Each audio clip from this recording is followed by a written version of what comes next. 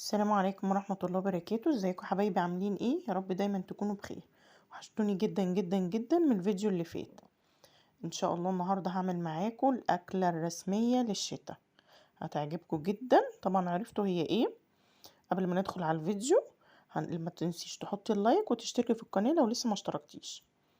انا معايا هنا هعمل المحشي. تمام. عندي هنا كرنب. دول 3 كرنبات. تمام، انا مش هعملهم كلهم، انا هحشي اللي هحشيه وهعين الباقي في الفريزر مسلوق يعني. تمام. هنا بقى انا حاطه حله بتغلي ميه على النار، وهنا معايا الكرنب هفرغه بقى كده. طلعت الراس الاول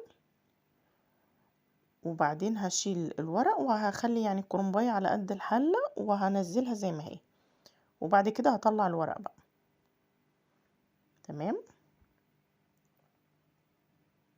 طبعا لو عايزه تخزني دلوقتي الكرنب اللي موجود دلوقتي حلو جدا ورقه حلو، تجيبيه وتسلقيه وتحطيه في الفريزر. هنا حطيت ملح في المية اللي بتغلي، وهنا الكرنبة هي نزلتها انا بس عشان هي كانت كبيرة شوية اكبر من الحلة، خليتها على قد الحلة وبنزلها كده، وهطلع ورقة ورقة. والورق اللي في الاول اللي انا طلعته ده هنزله برضو.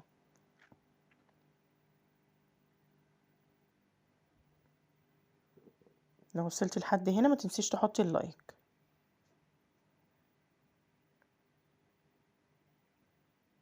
هنا اهو انا بطلع ورقة ورقة. هي الحركة دي بتسهل عليا، ما بتاخدش وقت معايا يعني، بدل ما اطلع ورقة ورقة من الاول وانزل في المية واحدة واحدة، لا.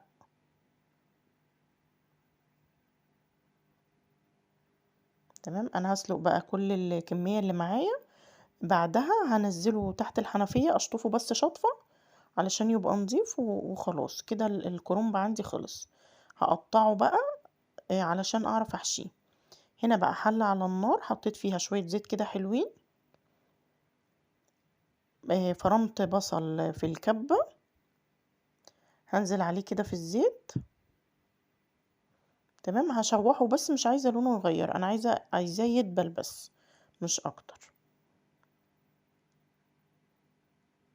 التسبيكة دي كده حلوة قوي. طبعا المحشي بيحب البصل وبيحب الزيت يعني، والخضرة تبقى كتير. حطيت هنا بقى معلقتين صلصة. تمام. هشوحها بس شوية كده مع البصل. هنزل بقى الطماطم دي اللي انا عملتها معاكم، كنت سلقة طماطم وزي ما هي كده في الحلة سبتها نزلت ميتها خالص واتسلقت واتسبكت. بعد كده خدتها ضربتها في الخلاط بعد ما بردت وحطيتها في الفريزر. هي دي طبعا بتبقى حلوة قوي في المحشي، ما بتاخدش وقت في التسبيك. اهو.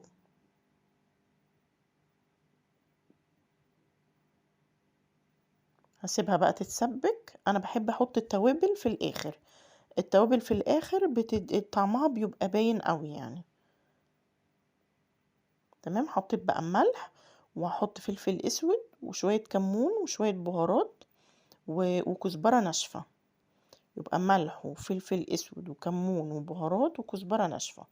لو عندك نعناع حطي رشة نعناع ناشف. تمام. دي التوابل اللي انا حطيتها، ملح وفلفل اسود وكمون وبهارات وكزبرة ناشفة. هنا بقى معايا خلي بالكم انا جهزت ده كله وحشيت بالليل. هنا بقى كان الصبح حطيت الفراخ تتسلق. حطيت مية على النار طبعا سبتها تغلي، نزلت عليها بالفراخ. انا معايا هنا وراك، وهنا كنت مقطعه بصلايه وطماطمايه وشويه ملح وفلفل اسود وشويه بهارات وورق لورا وحبهان ومستكه. تمام. هنا طبعا بعد ما حشيت، طبعا انا عامله المحشي معاكم قبل كده في القناه، مرضتش احشي قدام الكاميرا بصراحه. هنا حطيت طبعا الرز على التسبيكه وحطيت الخضره وكان تمام يعني. حشيت طبعا، ولعت عليه. طبعا انا حاشيه من بالليل. تمام. تاني يوم بقى قمت سلقت الفراخ وحطيت بقى الشوربه على المحشي وسبته يستوي. اول ما يغلي بوطي عليه واسيبه بقى يستوي براحته. تمام. هنا اهو كده المحشي كان استوى. بسم الله ما شاء الله، حلو جدا جدا جدا. هنا بقى طلعت الفراخ بتاعتي حمرتها، وده شكل المحشي في الاخر. ان شاء الله يعجبكم، ومتنسوش تحطي لي لايك، ولو لسه ما اشتركتيش في القناة يا ريت تشتركي، وان شاء الله فيديوهاته تعجبكم. السلام عليكم ورحمة الله وبركاته.